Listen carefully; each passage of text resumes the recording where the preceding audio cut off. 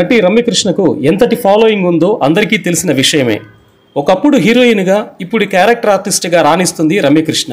ముఖ్యంగా 1990లో స్టార్ హీరోయిన్గా తెలుగు ఇండస్ట్రీని షేక్ చేసింది ఈ అమ్మడు. చిరంజీవి, బాలకృష్ణ, వెంకటేష్, నాగార్జున వంటి స్టార్ హీరోల సరసన నటించింది. అలాగే మంచి గుర్తింపు దక్కించుకుంది ఈ గ్లామర్ డాల్. అప్పట్లో గ్లామర్ డ్రెస్సుల్లో కనిపించడానికే భయపడే సమయంలో బికినీతో కనిపించి అభిమానులకు రమ్యకృష్ణ గట్టి షాక్ ఇచ్చారు. ఇదే సమయంలో యంగ్ హీరోల సరసన కూడా నటించి మెప్పించింది. ఒకానొక దశలో దేశంలోనే అత్యధిక రెమ్యునరేషన్ తీసుకున్న హీరోయిన్గా రమ్యకృష్ణ చరిత్ర సృష్టించారు.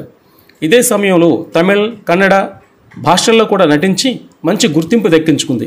ఆ తర్వాత కొత్త తరం హీరోయిన్లు ఎంట్రీ ఇవ్వడంతో రమ్యకృష్ణ హవా తగ్గిపోయింది.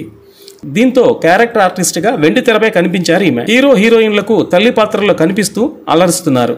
ముఖ్యంగా బాహుబలి సినిమా తర్వాత రమ్యకృష్ణ ఫాలోయింగ్ అమాంతం పెరిగిపోయింది. ఇంకా చెప్పాలంటే రమ్యకృష్ణ కెరీర్ బాహుబలి సినిమాకు ముందు, బాహుబలి తర్వాత అన్నట్లుగా మారిపోయింది పరిస్థితి.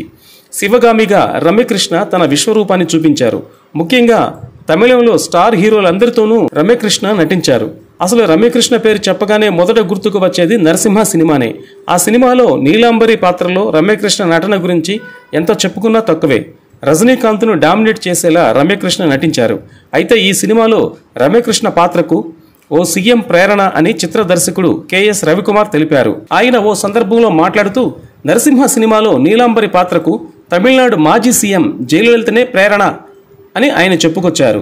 జయలలితను దగ్గరుండి చూడటం వల్లే రమ్యకృష్ణతోనే నీలాంబరి పాత్ర అంత అద్భుతంగా ఉంటుందని అనుకుని ఆమెనే ఆ పాత్రకి ఎన్నుకున్నామని తెలిపారు.